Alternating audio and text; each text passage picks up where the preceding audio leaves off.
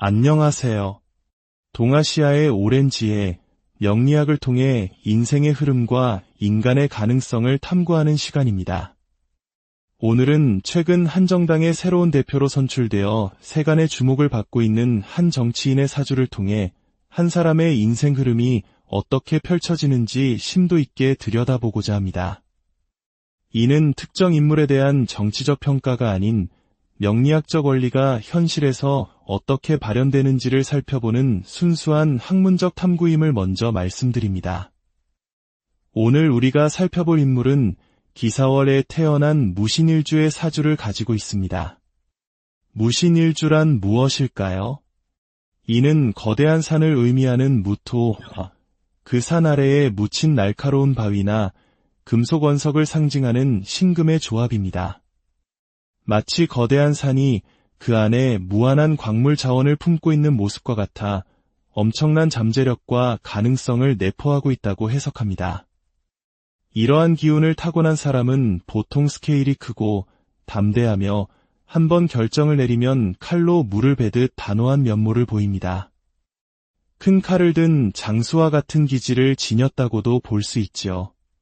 또한 그의 일주에는 역마의 기운이 강하게 자리하고 있습니다. 역마란 끊임없이 움직이고 변화하는 에너지를 의미합니다. 이로 인해 그는 한 곳에 머무르기보다는 늘 바쁘게 움직이고 구속받는 것을 싫어하는 자유로운 영혼의 소유자일 가능성이 높습니다. 실제로 그의 삶을 보면 판사라는 안정된 직업을 내려놓고 역동적인 정치의 세계로 뛰어든 것을 볼 수 있는데 이는 사주에 내재된 역마의 기운이 발현된 것으로 해석할 수 있습니다. 사주 구조상 부단한 노력을 통해 스스로의 힘으로 성공을 이뤄내는 이른바 자수성가형 인물이라 할 수 있습니다. 사주의 전체적인 격, 즉 그릇의 크기와 형태를 살펴보면 걸록격과 인수격의 특징을 동시에 가지고 있습니다. 이는 학문적 깊이를 바탕으로 국가의 녹을 먹는, 즉 공직자의 길을 걷게 될 운명임을 암시합니다. 특히 인수격은 학문적 재능이 뛰어남을 의미하는데 여기에 총명함을 더하는 문창기인까지 갖추고 있어 두뇌가 명석한 사람이라고 볼 수 있습니다. 그의 사주에서 또 하나 흥미로운 점은 사회적 관계와 경쟁을 의미하는 자리에 겁재라는 기운이 있다는 것입니다. 일반적으로 겁재는 나의 재물을 빼앗아가는 경쟁자로 여겨져 부정적으로 해석되는 경우가 많습니다. 하지만 모든 사주가 그렇듯 이 겁재가 어떻게 작용하는지가 더욱 중요합니다. 그의 사주에서 겁재는 오히려 긍정적인 역할을 합니다. 예를 들어 운의 흐름 속에서 재물의 기운이 강하게 들어와 학문과 명예를 상징하는 인수를 위협할 때 이 겁재가 방패막이가 되어 소중한 가치를 지켜주는 역할을 합니다. 또한 편관이라는 예측 불가능하고 어려운 과제가 닥쳐왔을 때 겁재가 그 어려움을 함께 감당하며 오히려 위기를 기회로 바꾸고 직업적 성취를 이끌어내는 원동력이 되어줍니다. 즉, 그는 경쟁자나 동료 덕분에 더 크게 성장하고 어려움을 극복하는 이른바 라이벌 보기 좋은 사주라고 할 수 있습니다. 물론 단점도 존재합니다. 사주 전반에 자신을 통제하고 조직에 융화되는 힘인 관성의 기운이 다소 약하게 나타납니다. 하지만 판사와 국회의원이라는 그의 이력을 볼 때 아마도 태어난 시 이 관성의 기운이 보충되어 있을 것으로 추측됩니다. 또한 결과물과 실리를 의미하는 재성이 약하기에 때로는 들이는 노력에 비해 실속을 잘 챙기지 못하거나 이기심보다는 대의를 쫓는 경향을 보일 수 있습니다. 그렇다면 이제 그의 인생 여정을 보여주는 운의 흐름을 살펴보겠습니다. 그는 현재 50대 대운을 지나고 있습니다. 이 시기는 관직과 재물의 운이 함께 들어오는 중요한 때입니다. 특히 이 시기의 관지군은 난제를 동반한 강력한 권력을 의미하는데 그의 사주 구조와 만나 양인합살이라는 특별한 작용을 일으킵니다. 양인합살이란 무엇일까요?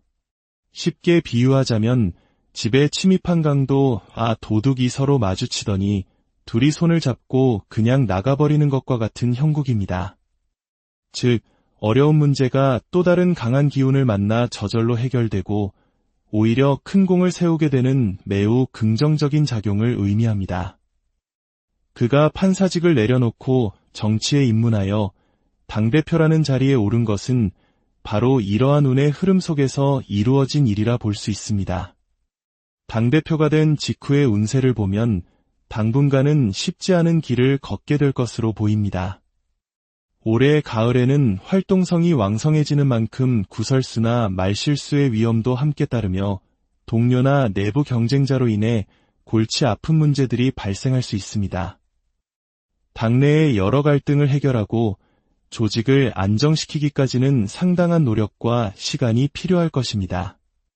당선이 끝이 아니라 새로운 시작인 셈입니다. 하지만 이 시기를 잘 극복하고 나면 내년인 2026년부터는 다시 좋은 운이 찾아옵니다. 사주가 반기는 강력한 문서운이 들어와 조직 내에서 자신의 입지를 공고히 하고 안정을 찾게 될 것입니다. 이러한 긍정적인 흐름은 2027년 상반기까지 이어지다가 그 후 2030년까지는 다시 수많은 경쟁과 활동 속에서 자신을 증명해야 하는 시기를 맞이하게 됩니다. 가장 주목해야 할 시기는 바로 2034년입니다. 이 해에는 그의 인생에서 가장 강력한 권력의 기운이 들어옵니다. 앞서 설명한 양인합살의 행운과 더불어 인사신 삼형살이라는 기운이 함께 작용합니다. 일반적으로 삼형살은 관제, 구설, 건강 문제 등 부정적인 의미로 해석될 때가 많습니다. 하지만 판사, 검사, 의사, 군인처럼 사람의 생사여탈이나 강력한 권한을 다루는 직업을 가진 사람에게는 오히려 그 권력을 더욱 크게 쓸 수 있는 권력 강화의 운으로 작용하기도 합니다.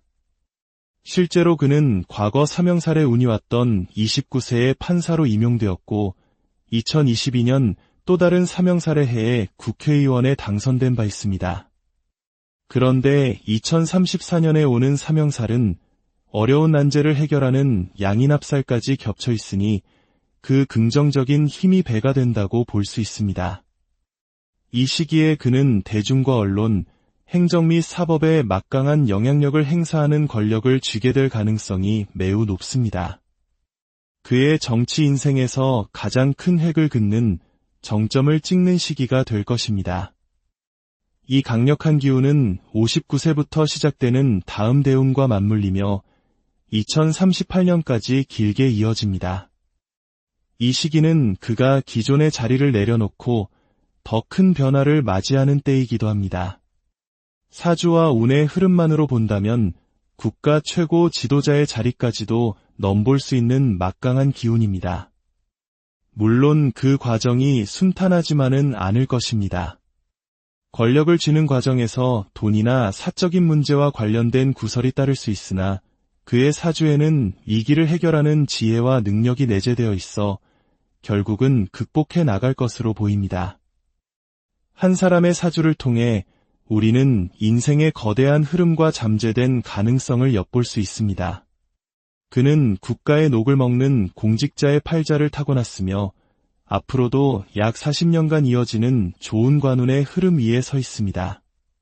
당분간의 어려움을 극복하고 다가올 2034년 인생의 정점에서 그가 과연 어디까지 올라갈 수 있을지 우리는 그저 흥미롭게 지켜볼 따름입니다.